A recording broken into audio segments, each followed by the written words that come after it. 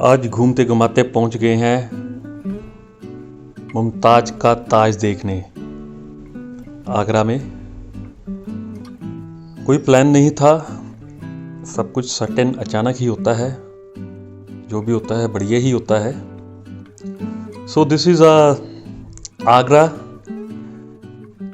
And दीदार करेंगे ताज का, ताज महल जिसको शाहजहां ने बनाया था। जिस होटल में मैं रुका था वो ताजमहल के बिल्कुल ही सामने था और उसकी जो 3rd फ्लोर थी उससे दूर से ही ताजमहल दिखता था। बट एक चीज़ बढ़िया नहीं लगी कि रात के समय लाइट का इंतज़ाम नहीं था ताजमहल पर कि दूर से एक अच्छा व्यू दिखे। ये होना चाहिए।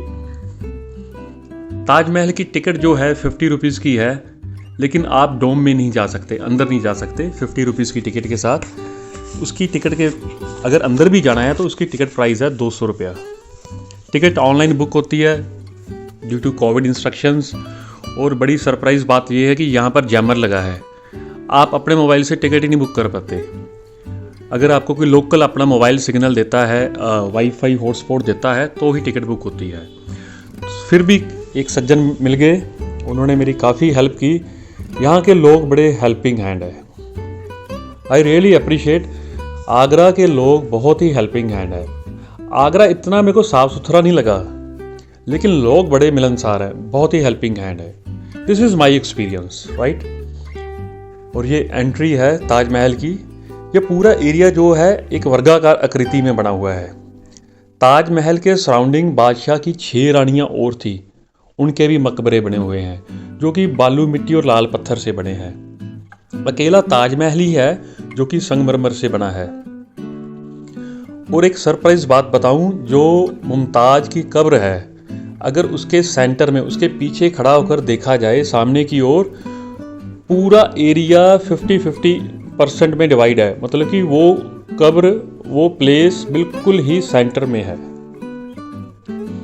इसके ऊपर जो बुर्ज बने हैं वो 20 बने हैं। वो एक निशानी है कि इसके बनने में 20 साल लगे हैं।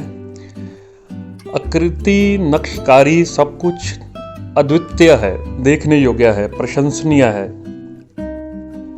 एक बंदा इश्क में इस बुलंदी तक पहुंच सकता है, बातों में बयान नहीं किया जा सकता। This is a garden in front of Taj Mahal. यहाँ तक आप घूम सकते हैं, ताजमहल के पास तक घूम सकते हैं 50 रुपीज़ में।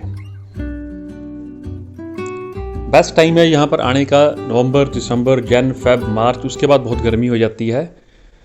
ताजमहल का जो स्ट्रक्चर है, इसमें जो भी कलर्स भरे हुए हैं, ये कलर्स नहीं है, ये पत्थर हैं, ये नगीने हैं। जैसे कि पन्ना, मानिक, जितने भी फिरोज़ा या दूसरे पत्थर हैं, उनकी नक्शकारी है। और जब उनके बीच में, उनके सेंटर पर टॉर्च लाइट दिखाई जाती है तो वो इल्यूमिनेट करती है, मतलब शाइन करती है।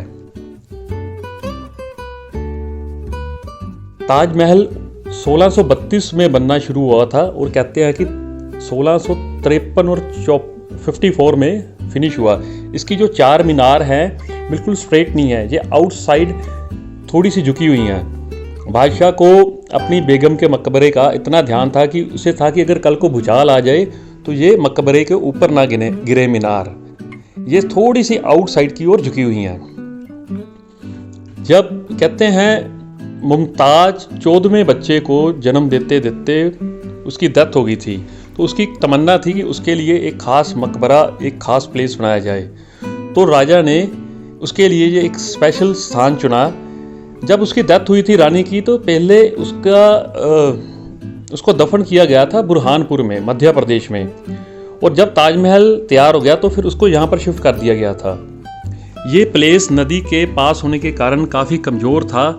उस समय के जो आर्किटेक्ट थे उन्होंने इसकी पहले खुदाई की, पास में कुएं बनाए, कुओं में पत्थर मिट्टी भरा, उसको एक स्ट्रॉन्ग पिलर का आकृति दी, उसके ऊपर बेस बनाया, फिर उसके ऊपर ताजमहल बना।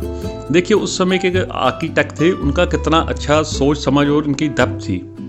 संगमरमर यहाँ से 400 किलोमीटर दूर राजस्थान से मंगवाया गया था, अप्रॉक्स 1000 हाथियों पर। और इस जगह का डिज़ाइन करने में बादशाह के खुद की भी इन्वॉल्वमेंट थी। इसकी कीमत आज की तारीख में 1 बिलियन है, अप्रॉक्सीमेट 7,500 करोड़।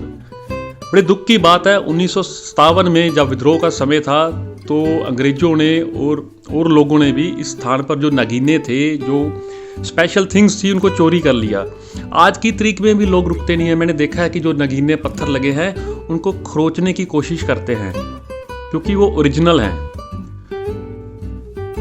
1654 में जब ताजमहल तैयार हुआ तो 4 साल के बाद राजा को कैद कर लिया गया और 74 एज में उसकी डेथ हो गई। देखिए राजा अपनी रानी का कितना दीवाना था, उसकी दीवानगी ने उसने कितनी जंगें जीती। अब जो वो पूरी हो गई तो उसकी याद में एक ऐसा अजूबा खड़ा कर दिया जिसने उसको दुनिया में फेमस भी कर दिया। उसी की याद में ताजमहल के कारण उसको कंगाल भी कर दिया। तारों के आगे कुछ और भी जहान है, मोहब्बत के कुछ और भी इम्तिहान है। राह पे आ जाने ते वाह पे आ जाने। Beautiful place Taj Mahal. Thank you God for everything.